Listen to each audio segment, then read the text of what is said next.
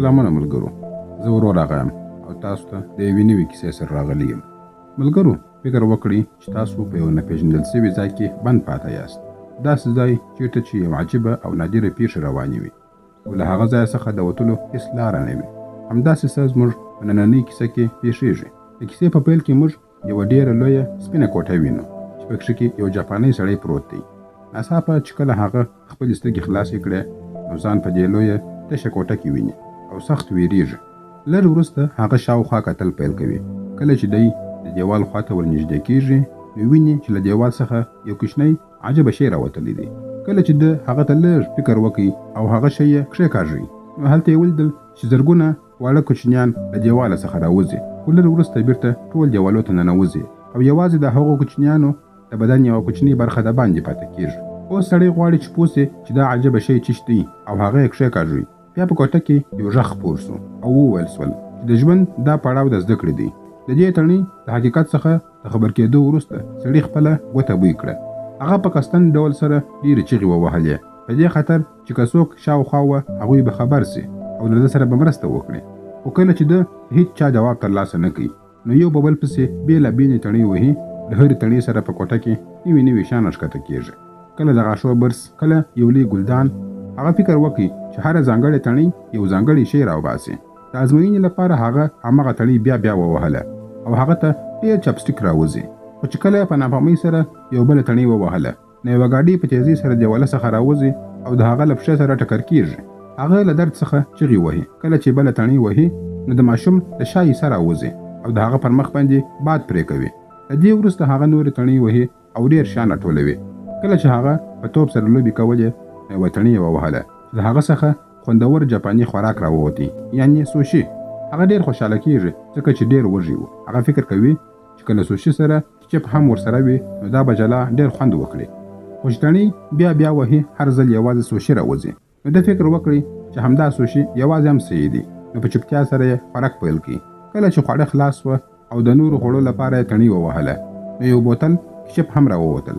هغه بوتل په غوسه سره وغورځوي او ویې ویل کله چې زما اړتیا وه هغه وخت نه راوتلې. بیا بله تڼۍ ووهل او هغه ته 3D عینکې راووتلې.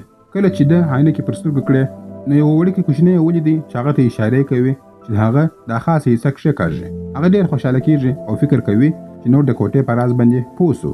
خو چې تڼۍ یې ووهله نو شاته حساب شروع سو او په پای کې یوه ډېره لویه مقعده د دیوال څخه راوځي او د هغه پر مخ باندې بیا باد پرې کوي. وروسته څو نورې تڼۍ وهي او یو کتاب ترلاسه کوي چې ډېر ورته په زړه پورې ښکاره کېږي. په څو ساعتونو کې هغه د دې کتاب 5 برخې وویلې. خو کله چې د شپږمې برخې لپاره تڼۍ وهي نو 8 کتاب راوځي. بیا چې 2مه تڼۍ ووهله نو 8 کتاب هم راووتی. د کتابونو په شوق کې چې کله تڼۍ ووهي نو د ځان شاته یو دروازه ویني. هغه ډېر خوشحاله کېږي او فکر کوي چې بالاخره به له دې کوټې څخه ووځي. خو د خوشحالۍ له امله هغه هېرېږي چې کومه تڼۍ ووهله نو بېلابېلې تڼۍ وهي. یو افریقایي سړی د یو دیوال څخه منډې وهي و بل دیوال ته. د بلې تڼۍ په کښېکښلو سره یې پر سر باندې اوبه راوهېږي. خو په پای کې دروازه د 3مې تڼۍ سره خلاصېږي. خو کله چې هغه تڼۍ پرېږدي او دروازې ته ورمنډه کړي نو دروازه بیرته بندېږي. له څو وارې هڅو وروسته هغه پوهېږي چې تر څو تڼۍ نیول سوې وي دروازه خلاصه وي. هغه منډه وهي او پر تڼۍ باندې درېږي چې ژر تر ژره دروازې ته ورسېږي. خو مخکې له دې چې دی ورسېږي دروازه بیرته بندېږي. هغه ډېرې عجیبې لارې وازمویلې. هغه هڅه وکړه چې هغه ګاډۍ پر کښېږدي خو بیا هم بې فایدې وه. وروسته هغه خپل عقل وکاروي او هغه ګلدانۍ یې پر تڼۍ باندې کښېښودله. خو هغه دومره زور نه درلودی چې تڼۍ ټینګه وساتي. نو هڅه یې وکړه چې د ګلدانۍ وزن زیات کړي او د اوبو تڼۍ یې ووهله. اوبه یوازې د ده پر بدن باندې راتللې، بلې خواته نه تللې. بیا هغه دا ګلدانۍ له سوشي څخه ډکوي او په سختۍ سره یې هلته وړي. خو په ناپامۍ سره یې یوه بله تڼۍ کښېکاږله. د دې سره هغه افریقایي سړی راوځي او د ګلدانۍ سره ټکر کوي. ګلدانۍ پر هماغه ځای باندې ماتېږي. هغه سړی له غوسې څخه ناامیده کېږي او چغې وهي. په څو نورو لارو سره هم هڅه کوي خو هر ځل دروازه د ده له رسېدو څخه مخکې بندېږي. په پای کې له دیوال څخه یوه رسۍ راښکته کېږي. هغه د ځان سره حساب کوي چې زه کولی سم په رسۍ باندې راځوړند سم او ژر دیوال ته ورسېږم او همداسې بریالی کېږي هم. خو کله چې د دروازې شاته ځي پوهېږي چې د خلاصېدو لپاره کلۍ ته اړتیا ده.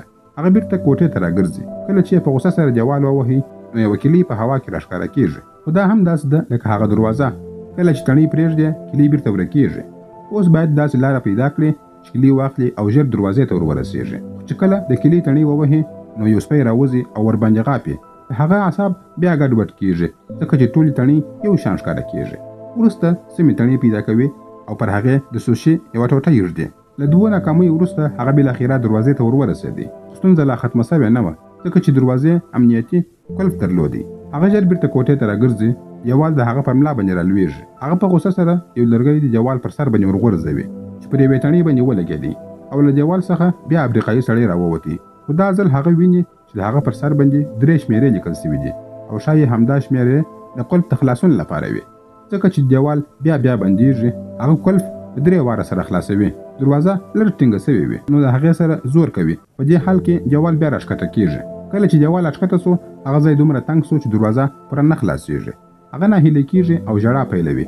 هغه ته د کوټې آزاد وختونه ور په یادېږي او پوهېږي چې ما څومره شیان درلودل خو زه یې په ارزښت نه سوم پوه. ناڅاپه هغه د یو طرف څخه د باد احساس کوي. هغه یو جیلي دیوال و. خلاص یې کړه او منډه یې ووهله. په هر څه بیا هماغسې وه. داسې ښکاري لکه په هغه ځای کې چې ګرځي او راګرځي.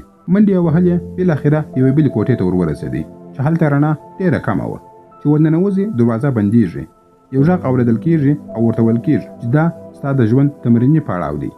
په کوټه کې هغه بیا تڼۍ وهي. له یوې تڼۍ سره د یوه سندرغاړي له خولې څخه اور راوځي. د بلې تڼۍ سره د یوه روسي جادوګر جادو ناکامه کېږي.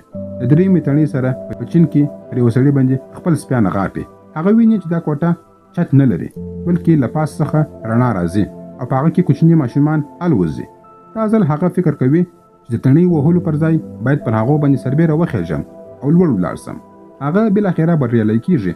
د هرې تڼۍ په کښېښولو سره په نړۍ کې عجیبه شیان پېښېږي. چیرې ګلان غوړېږي، چیرې فیل ښویېږي، چیرې ډوډۍ پخېږي او چیرې انسانان سپوږمۍ ته رسېږي. تر هغې چې پورته رسېږي د هغه ږیره او وریښتان ډېر اوږده سوي وي. اوس هغه هم د کوچني ماشومانو په شان په هغه ځای کې الوتنه کوي. یو غږ اورېدل کېږي چې اوس هغه تر ټولو لوړ مقام ته رسېدلی دی او نړۍ به اوس د هغه په اشارو سره چلیږي. کله چې دی هغه ځای ته رسېږي د ده پر شاوخوا باندې سپینې بڼې راشوه کېږي او هغه وروستۍ کوټې ته وررسېږي. په دې کوټه کې د ځمکې نقشه پر دیوال باندې رسم سوې وي او تر ټولو لویه تڼۍ هم هلته وي. هغه مخکې ځي چې تڼۍ ووهي خو سکرین تور سي او فلم پر همدې ځای باندې پای ته رسېږي.